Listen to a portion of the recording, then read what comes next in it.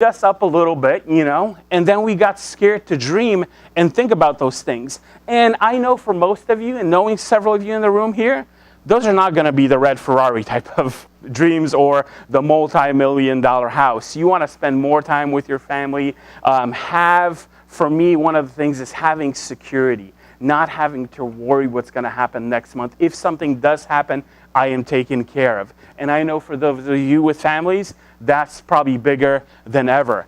Guys, what are your passions? You kind of have to go back a little bit and go to that happy place. Some of us have jobs and we get beat up in those jobs, and there's a lot of negativity. If you turn on the TV, one of the great things I did, made a decision a couple of years ago, canceled my cable TV. And I love not watching news. I can tell you that. You wake up in the morning and you turn on any news. I mean, how can you go throughout your day and be positive? Now, one of the things that does, you can't change any of that stuff, right? It's already happened.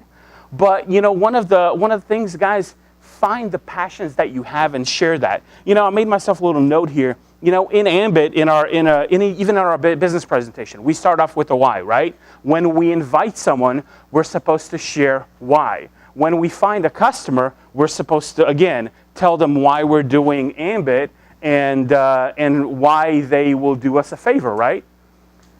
So the foundation of that is why, and it's about you. When I was listening to Tien Bui, I kind of made myself a note about people will buy into you. The only reason, this is what I was told, early on, the only reason people will join your business is because of you. Ambit is kind of like that great foundation, but the only reason is because of you and what you share with them and why you're doing this. You're going to touch people. When you talk to someone and you share your why, I promise you, they might snicker, especially with guys. A lot of guys, they're tough and they won't show any emotions. But I promise you, when you're sitting with someone sharing Ambit and you share your why with them, they might not react right off the bat, but I promise you, you're going to send them home.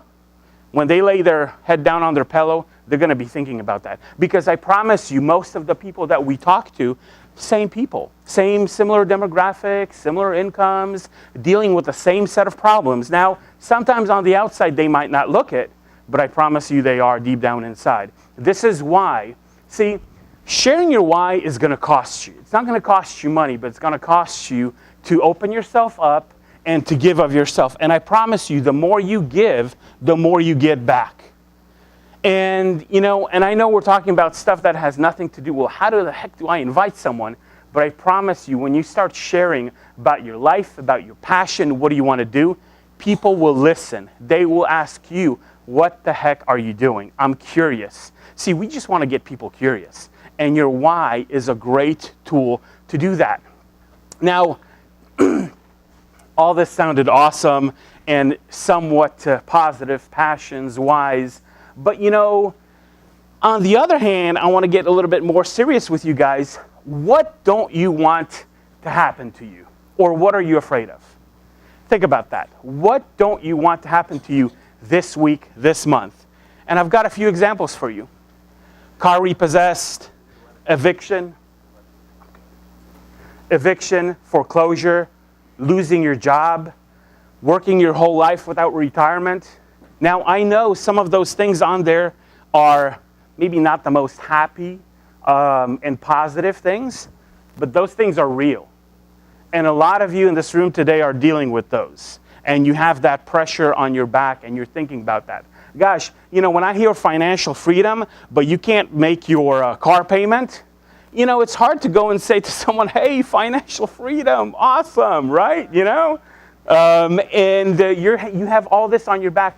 But you know what? One thing I learned in the business is to be really honest and genuine. And I promise you, if you share with someone some of those things going on in your life, maybe that you struggle maybe with that car payment and you don't want to do that anymore. Maybe there's something that you would like to change, because I promise you that person in the room is sitting with you, they're dealing with maybe that same situation or similar. This is how you're going to connect with them. This is how you're going to get them attracted to the business on an emotional level, not Jerry Thompson, 7-Eleven, $57,000 a month, because that just goes over everyone's head. You show someone how they can make 57 grand a month. I mean, who can imagine that? From what I heard, people can't imagine, this is a statistic, making double what they do right now. I mean, they would just flip out, apparently, if they would just get double what they're making, right? You guys know what happens with people that win the lottery. Lose it all. That's just a fact. So one of the things, guys, as scary as this is, I also want to think, what don't you want to happen? Maybe put that fear in yourself when you're writing your why, to create that strong why. I am never going to let this happen to me. I am never going to let this happen to my family. And this is going to be that driver. So when someone tells you that this is a BS pyramid scheme and you're going to go to jail, you know why. And you're not going to have a bad Ambit day. And I promise you, you need that. And one of the things, guys, why you need that and why am I drilling down on the why so much is because if you open a franchise or a small business, I've been a small business owner, it costs money. The overhead is crazy. If you want to open a franchise, if not hundreds of thousands of dollars, millions of dollars, right next, very close to me, there's a new Jimmy John's Subway shop, sandwich shop. I know the owners there. You know why? Because they're always there. I've had the owners deliver sandwiches to me. I love Jimmy John's. They, if you need a sandwich, you get it really fast. I mean, I can't imagine doing that. And then you're hiring a bunch of teenagers hoping you get your hundreds of thousands of dollars back on that investment. So we don't have that kind of axe hanging over our head that if you don't make this work, you're going to lose everything. Your why is going to be that for you. That's going to be your foundation. That's going to push you. And guys, your why is something that you're going to work on. Be genuine in your why. Be honest. Write stuff down in your why. The stuff that you know that's going on in your life. And I encourage you, share it. Talk to people when I meet with someone for a business presentation, I like to connect with them. I like to talk with them. I like to share. Sometimes I promise you there's going to be a few people that might snicker, make fun of you, or they think that's silly. But I promise you're going to connect with people on a whole nother level that are going to be in this business and their roots are going to be strong. Jarrad, am I missing a slide? No, I think I'm not. One thing I wanted to share with you guys, I was given permission by one of consultants in my downline to share his why, how he started off in the business. And I'm going to read it out. I'm going to read it to you. And I have 3 versions of it. I'm going to read you his first why. And when I read this why, it was kind of similar for me. I don't know if it's going to be the same for you, but it was just very generic. So this why, and I'm going to read it to you guys. Why am I doing this? For my parents, working long hours and sacrificing so much to give me every opportunity to become successful. I want to repay them for their effort and hard work. Does that sound good? Sounds good, sounds noble, and everything else. And I can tell you this is a guy in his mid-30s, that's doing Ambit. Did you hear where he was talking about himself in that why? No. How can he help his parents when he's not focusing on himself first or doing anything? I promise you we had a funny conversation. He told me, you know what? My parents are fine. They're worried about me more than I am about them. They're good. They're retired. They're traveling. They're doing well. And he's like, how do I give back? You know what?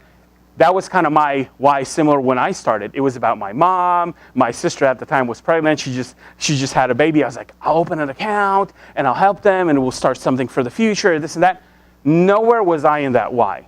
And that was a super weak why. That's I promise you, if you have a why like that, that's going to be tough for you. You need to work harder. But there's a second version. And this one gets pretty serious because something happened. And sometimes something needs to happen in your life for you to dig deeper. Sometimes events happen that are out of our control and we kind of stop and say, gosh, I'm going to dig deep and I'm going to make this happen. And I'm going to read this to you. This is a second version. We didn't edit this. This is how he wrote it. So here we go. Why am I in Ambit? Today I found out my clear-cut why.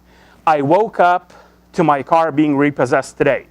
I hate this feeling of not having enough, always struggling to keep up, pretending to be fine, trying to look successful, when the truth is I was only a few missed payments away from the worst financial feeling I have ever had. I own up to my mistakes, but I don't ever want to be in this position in my life ever again. And I don't want to go back to working a job. I know will keep me in the same position for the rest of my life. Just getting by will not cut it. I will make sacrifices now, while the burden is mine and only mine to bear. When I have a family in the future, I don't ever want my wife or children to have this feeling, knowing when will our car or our house get taken away. This stops today. Whatever it takes to make this work, however many people I have to talk to, no matter how many friends I lose along the way. I never thought since I began Ambit that getting my car repossessed would make me strive to make Ambit work for me even more than that. Just getting by isn't living. And I love this guy to death. He's an awesome guy, and he found himself in this situation. But he was kind of being, Ambit and, doing it. It was more of a hobby type of thing. And suddenly, boom, something happened. One of the things that we talked about earlier is what don't you want to happen? Maybe it's not on our minds. We're pushing that stuff away. But you got to get the fear in you for that to make this happen. Now there's a third version. And suddenly, things are turning around for this guy.